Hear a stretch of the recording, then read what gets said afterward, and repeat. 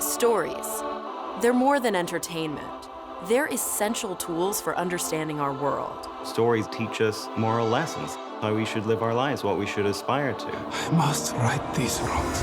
Almost every story ever told follows the same basic formula. Hero fights villain, struggle, triumph, repeat.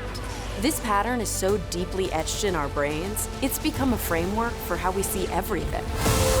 So what happens when real life doesn't follow the script? Struggling to make sense of the unspeakable. The looming question is why? Sometimes we create a story that does.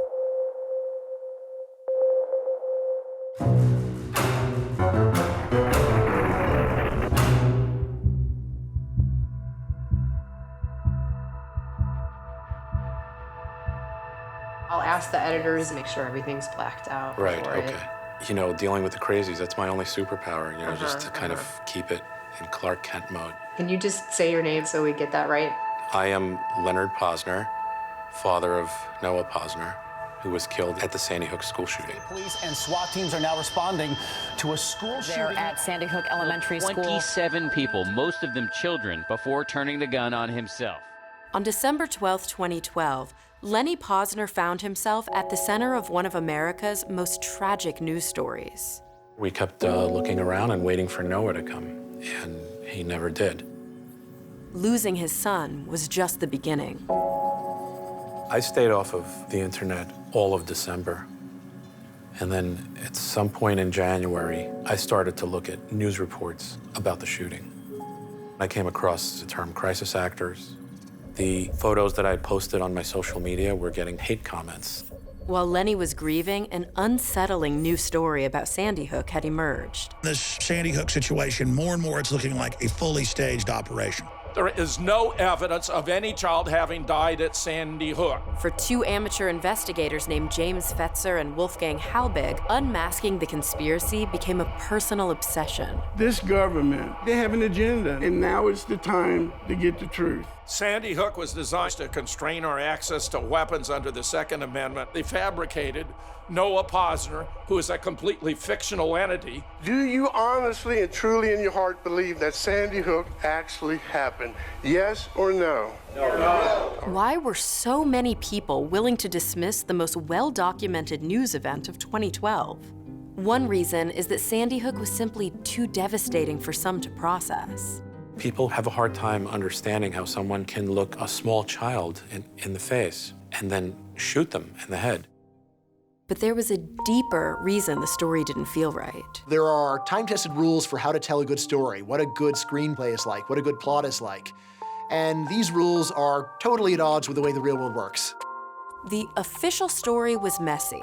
There was no victory, no deeper meaning, just a senseless tragedy. People randomly kill people sometimes for no reason whatsoever. People really desperately want some sort of meaning for things that don't mean anything. We try and come up with an explanation that seems somehow plausible and that resonates with our bias towards certain kinds of stories about heroes and villains. Conspiracies talk about this vast, faceless evil, up to no good. This is a very elaborate project. The Democratic Party was deeply involved. And it casts all of us as the underdog hero who can overcome this monster if we just wake up. We're going to get to the bottom of it one way or another because the people have a right to know the truth. Look again, it's a pattern. That pattern follows one of the most popular basic plots in the history of storytelling. It's called overcoming the monster. Here's how it goes. A menacing supervillain is confronted by a brave hero. The hero is outmatched. But then, just when all hope is lost, the villain's weakness is discovered. Evil is vanquished. Peace returns. Once you know the pattern, you see it everywhere. What makes this narrative formula so alluring?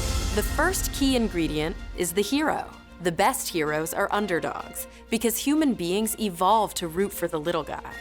Consider, for example, this animation. Which dot is your favorite? A 2008 study found that people were much more likely to root for the sweet little under dot struggling up the hill than for the top dot. We are hardwired to root for the underdog. Some of the most well-known, beloved stories include underdog. But there's one thing that's even better than cheering on the underdog hero, and that's being the underdog hero. People write me to say thank you. So I feel good that there is support out there.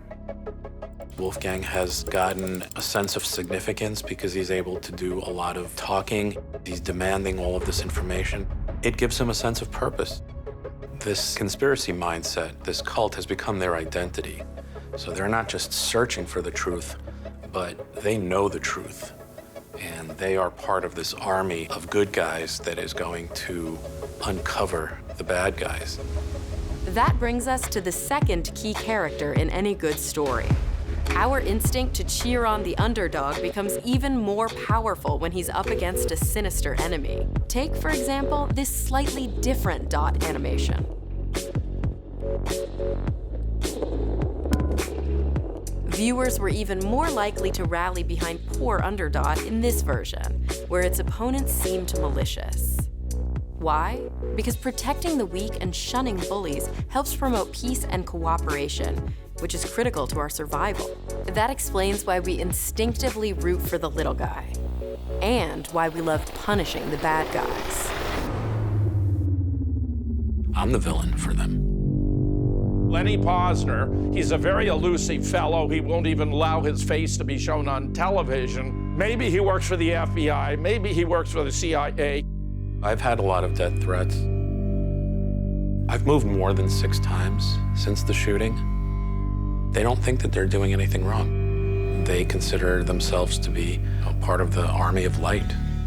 I know why they call you Crazy Lenny. You're a thief, you're a crook, and you're a bad man. All right, I had enough of this. Eventually, Lenny Posner decided it was time to vanquish his own monster. I started to take down the hateful content, reporting YouTube videos and reporting blogs and other websites. Today, he has an army of volunteers called the Honor Network. Together, they've scrubbed the internet of hundreds of thousands of false stories and banished some of the worst offenders from social media altogether.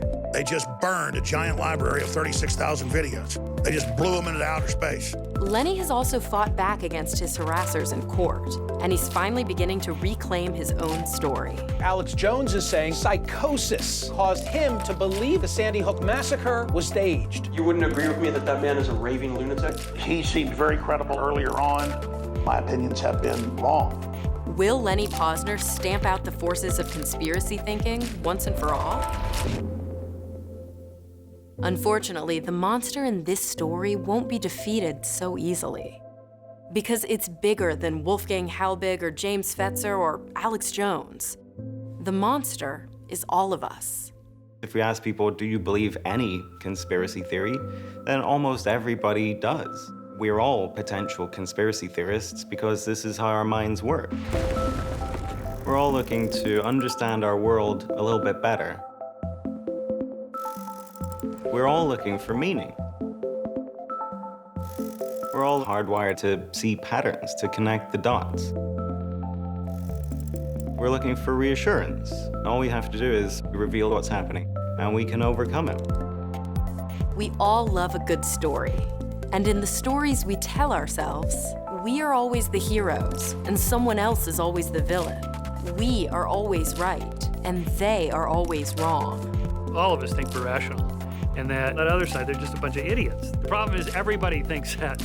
And that belief that we are on the right side of an epic battle between good and evil is being used to justify more and more bad behavior. So how can we tame this monster? We can't get rid of our biases. We're stuck with them. We've evolved this way. But that doesn't mean that we should give in to our biases entirely.